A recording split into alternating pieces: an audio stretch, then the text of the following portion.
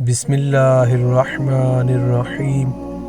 شروع اللہ کے نام سے جو بڑا مہربان نہایت رحم والا ہے۔ حافظ ابن قیم رحمۃ اللہ علیہ نے لکھا ہے، اے دوست تو یہ نہ دیکھ کہ گناہ چھوٹا ہے یا بڑا، بلکہ اس ذات کی عظمت کو دیکھ کہ جس کے حکموں کی تو نافرمانی کر رہا ہے۔ بنی اسرائیل میں ایک بزرگ داموس رحمۃ اللہ علیہ تھے۔ ایک دفعہ وہ اپنی بستی سے باہر نکلے، سامنے پہاڑ پر نظر پڑی تو سارے پہاڑ خشک نظر آئے، ان پر سبزہ نہیں تھا۔ یہ دیکھ کر ان کے دل میں خیال پیدا ہوا کہ کتنا اچھا ہوتا کہ ان پر سبزہ ہوتا، آبشاریں ہوتی، مرغداریں ہوتی اور خوبصورت منظر ہوتا۔ اللہ تعالیٰ نے دل میں الہام فرمایا کہ اے میرے پیارے، تو نے بندگی چھوڑ دی اور اب تو میرا مشیر بن گیا ہے، اب تجھے میری تخلیق میں کمی کوتاہی نظر آتی ہے۔ جب یہ الہام ہوا تو وہ گھبرا گئے اور انہوں نے اپنے دل میں ایک نیت کر لی کہ جب تک اللہ رب العزت کی طرف سے میرے دل میں واضح طور پر یہ بات نہیں آئے گی کہ میری کوتاہی کو معاف کر دیا گیا ہے، میں اس وقت تک اپنے آپ کو سزا دوں گا۔ یہ اللہ والوں کا طریقہ رہا ہے کہ اگر کبھی کوئی کوتاہی ہو جاتی تو وہ اپنے آپ کو سزا دیا کرتے تھے۔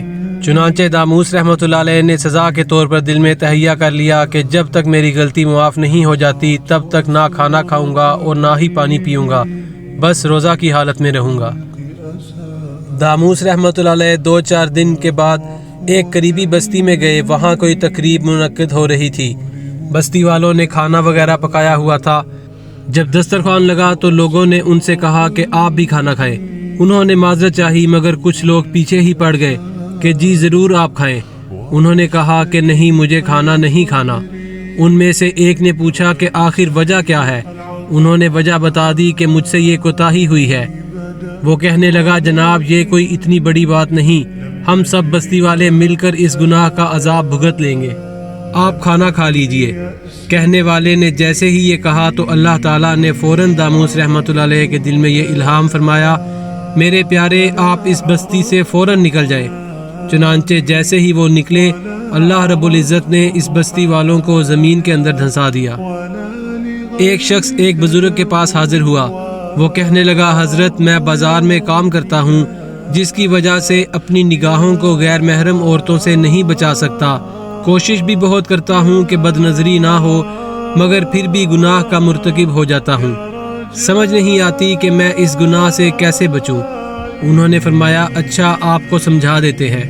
اس کے بعد انہوں نے اس نوجوان کو فرمایا کہ میں آپ کو دودھ کا ایک پیالہ دیتا ہوں، وہ پیالہ بازار سے گزر کر فلاں بزرگ کو پہنچانا، مگر شرط یہ ہے کہ میں ایک بندہ آپ کے ساتھ بھیجوں گا، اگر اس پیالے میں سے دودھ کہیں گرا تو وہ وہیں پر تمہیں جوتے لگائے گا۔ اس نے کہا ٹھیک ہے۔ چنانچہ انہوں نے ایک پیالہ دودھ سے لبریز کر کے اس کے ہاتھ میں تھما دیا۔ وہ پیالے کو لے کر چل بھی رہا تھا اور اس پیالے پر نظریں بھی جمائے ہوئے تھا کہ کہیں گر نہ جائے۔ اس نوجوان نے خدا خدا کر کے بازار سے گزر کر منزل مقصود پر دودھ پہنچایا اور خوشی خوشی واپس آ کر بتایا کہ حضرت میں دودھ پہنچا آیا ہوں۔ حضرت نے پوچھا بتاؤ بھائی تم نے بازار میں کتنے چہرے دیکھے؟ وہ کہنے لگا حضرت ادھر تو دھیان ہی نہیں گیا۔ حضرت نے پوچھا دھیان کیوں نہیں گیا؟ وہ کہنے لگا حضرت مجھے ڈر تھا کہ اگر دودھ نیچے گر گیا تو یہ بندہ بھرے بازار میں مجھے رسوا کر دے گا۔ اس کا یہ جواب سن کر حضرت فرمانے لگے اللہ والوں کا یہی حال ہوتا ہے کہ ان کے دل ایمان سے لبریز ہوتے ہیں، ان کو اس کی حفاظت کی ہر وقت فکر رہتی ہے کہ کہیں ایسا نہ ہو کہ معصیت کرے اور اللہ تعالیٰ قیامت کے دن مخلوق کے سامنے کھڑا کر کر رسوا فرما دیں۔ اللہ والے ڈر رہے ہوتے ہیں کیونکہ اس دن کی رسوائی بہت بڑی اور بہت بری ہے۔ نبی کریم صلی اللہ علیہ وآلہ وسلم نے ارشاد فرمایا قرب قیامت میں ایک ایسا وقت آئے گا جب تم دیکھو گے کہ ایک آدمی صبح اٹھے گا تو ایمان والا ہوگا اور شام کو سونے کے لیے بستر پر جائے گا تو وہ ایمان سے خالی ہوگا۔